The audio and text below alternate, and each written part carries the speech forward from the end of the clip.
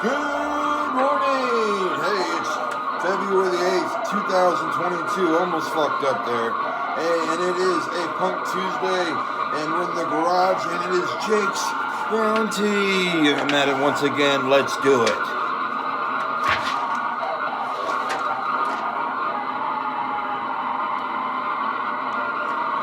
I won't fuck with it. I'll probably fuck it up even more.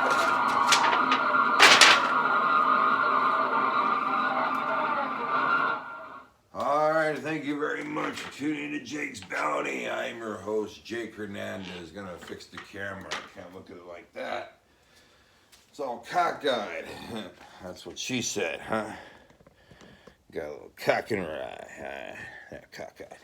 Alright, so it is a Punk Tuesday. Fat Tuesday, your mama so ugly Tuesday, alright? No tacos this Tuesday, but I'm gonna talk about the news, my bounty, so much more. I want to thank the music today provided by, once again, Instruments of Murder. Go pick up their new album when it comes out. It's going to drop March 2nd, and it's entitled Sacrificial Lamb, or Instruments of Murder, all right? And that song that you heard right there was actually entitled Sacrificial Lamb, all right? Also, I want to thank my sponsors. The movie of the week, Final Days of Planet Earth, starring Daryl Hannah, Gil Bellows, and Campbell Scott. Alright, go get a Ray's Video, $1, 7-day rental. And we also have Dog Training for Dummies when you type in the word Dummies right here. You big dummy!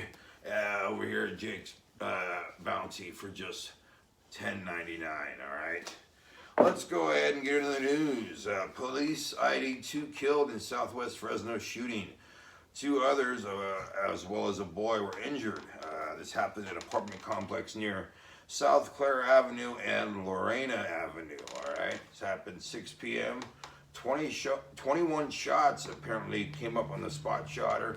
43-year-old Ramon Cervantes and 27-year-old Jose Herrera ended up passing away. And let's see, they do not have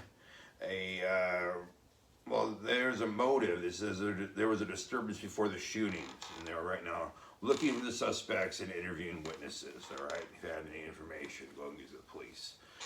One arrested in deadly hit and run crash, Central Fresno. 34-year-old Danielo Caruth had a hit and run and manslaughter charges. They found Taylor Logan dead at Ashland Maroa, and they used cameras in the area to track down Caruth's vehicle. Assembly member Jim Patterson calls for state audit of CSU system.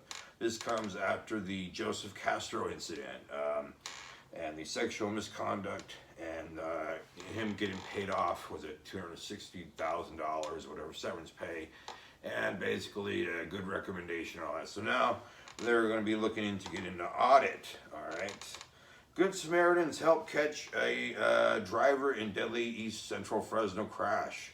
Driver ran a red light and hit a car and then tried to run. 2 Good Samaritans chased him down. 29-year-old Daniel Phillips ran a red light on what avenue? Belmont, that's right. He was going northbound on Maple Avenue, and then he started to run after he hit the car, and Jose Godinez, a nearby auto worker, ended up seeing him and giving chase, first in his car, and also Ray Rodriguez, a neighbor in the area, also saw him and gave chase to him in his car. They ended up catching him up at Highway 180 and basically sitting on him until the cops came. So good for you. If you can, be a good Samaritan and help the guy next to you, good. If it's too dangerous, then, let's let the professionals do it. 61-year-old missing Clovis man. We reported on this yesterday. David Smith, unfortunately, was found dead, and he was last seen in Clovis near Bullard at Mini Wawa. And then his car was last seen on Sunday near Hume Lake. And then they looked a little further, and his body was found near Hume Lake as well. They don't seem to be suspicious, and it's we give our give condolences and our thoughts and prayers with his families. All right.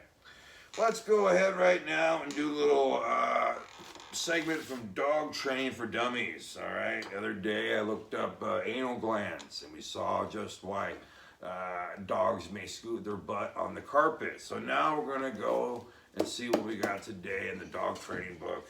And I'm just going to pick something right here. And find the pee under the right cup. No, that doesn't sound right. Find the pee under the right cup. All right. Managing marking behavior. Here we go. Marking is a way for your dog to leave his calling card by depositing a small amount of urine in a particular spot. Small amount. You see how much my dog does. Marking his territory. The frequency which gives dogs an accomplished marking never ceases to amaze me. Yeah, look at this. Some paint on it. Now I'm going to smell it. Yeah, that's mine. Male dogs invariably prefer vertical surfaces, hence the fire hydrant. Males tend to engage in this behavior with more determination than females, though both can do and mark. Behaviorists explain that marking is a way of dog establishing his territory. It provides means a way to find his way back home. Oh, okay. So like, oh, that's me. That's me. Oh, this is home. Okay. They also claim that dogs are able to tell the rank and order, gender and age, puppy or adult, by smelling the urine of another dog. Wow. Oh, that's a puppy. Imagine if we could do that. Just, oh, that's a full-grown lady, you know? Those people who take their dogs for river walks through the neighborhood just quickly discover the marking is ritual. Favorite spots that must be watered. Yeah, it's true. It is a way for a dog to maintain his rank in the order of the pack. Oh, he's like, yeah, say I'm better than you. This is my piss. All right, which consists of all their dogs in the neighborhood or territory that come across his route. Oh, that's his bush. That's Tony's. Adult male dogs live a leg, and some females do as well. For the male dog, obviously, to leave the calling card higher than the previous calling card. Oh, so here and then here. All right, this can lead to some comical results as Dachshunds or Yorkshire Terriers try to cover their calling card of an Irish Wolfhound or Great Dane. It's a contest. When the behavior is expressed inside the house, it becomes a problem. Fortunately, this behavior is rare, but it does happen here. The circumstances requiring special vigilance. When you get a new dog or a cat, when taking buddy to your friend's house, relatives, when you're redecorating the house with new furniture, when you've moved to a new house, distract your dog. See what that's about in an appropriate spot, call his name, and take him to a place where you can eliminate, all right? When you take Buddy to someone else's home, keep an eye on him, keep him leashed up, and when you settle into the new surroundings, at the slightest sign that you think about him lifting a leg, interrupt his thought by clapping your hands and calling him to you. Take him outside and wait until he's had his chance to relieve himself, and this behavior persists. You need to go back to basics, house training principles such as the create an X pin until you trust him again. And there's some good hints right there and some stuff I didn't know about managing and marking your behavior. Just imagine if us humans did that. Crazy stuff, all right? Over here, get at Jake's Bounty when you type in the word dummies. You big dummy. All right. And let's go ahead right now and get into our next little segment. It is the punk band segment, Punk Tuesday. That's right, we're checking out a band called Operation Ivy. And they recently kind of sort of reunited. It was Tim Armstrong and another band member, I think just recently on this program called like Sound System. I can't remember anyway. It's on YouTube if you guys are interested. But we're going to talk about Operation Ivy, only their only album, Energy, which was released in 1989. And it was their first and only LP, like I said, released in May of '89, entitled Energy. And it had 19 songs on it, about 40 minutes long. And it was originally going to be recorded live at 924 Gilman Street in Berkeley, but they decided against that when they heard the recordings, didn't like what they heard. So in the end, they went to Sound and Vision Studios in San Francisco and re-recorded the album. A very, very short time process. Did very well, even though it wasn't promoted very well. It has become a big influence on many punk and ska music type bands, including Millencolin, Green Day, Goldfinger, Leftover Crack, Hollywood and Dead, many, many more. They've covered them. And you can go get this album, which is titled Energy, at any of your local record stores. It was first on Lookout Records, and then in 2006, Tim Armstrong, he got back his copyright and royalties, and so I think they re-released it on Hellcat Records, if I'm not mistaken. Also, there is a good compilation album that they released in 1991, which gives you everything basically that Operation Ivy ever did, including their 19 tracks Energy album. And just a very good overall release. Unfortunately, they only lasted 2 years, this band, but fortunately, there is a lot of recordings and a lot of videos and whatnot, and broke off into other bands like Rancid and Tim Armstrong and Lars Fredriksson. They're still around and they're still contributing, and you can go and pick up their music, like I said, any local record store, or go to any music media platform, whether it be Spotify, YouTube, or Pandora. All right. So also, let's go ahead and get into my bounty now. I found another one of these Teeter containers. It has like a joint in there, or it did at one time, and this one's called Teeter 1 gram Premium Indoor Flower.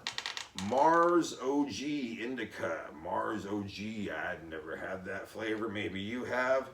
All right, and let's see, it's a indoor flower, like I said, and let's go ahead and find out. The manufacturing date was April 4th, 2021.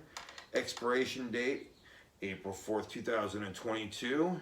And THC is 32% almost, all right? Mars OG Teeter 1 gram. Let me know if it's any good. And here is my bounty right here. Okay, we got a water bottle that's full of some ketchup, I think. And we've got Humex, which is like it's mango juice, kind of like Kern's, but not as popular. Alhambra water. And let's see, Life water. Yes, Life water. Misspelled. pH balance, by the way. An orange right there. And finally, let me get it out. And, ew, what was that? Diet Snapple tea right there. I think I got like a loose hair. Disgusting. Alright. I'll put that down.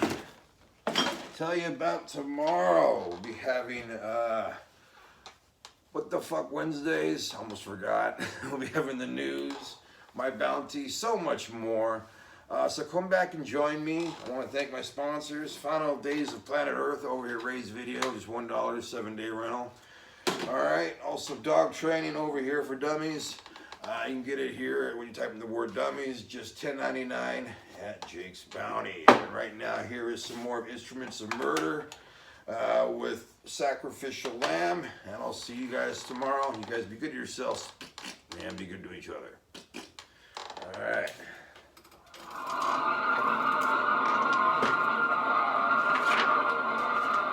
Jake's Bounty was filmed at Fornicate Yourself Records Production 2021. You can follow his Facebook, the channel's website. Go ahead and leave a like and a comment. As always, please subscribe. Fucking disgusting, dirty hair.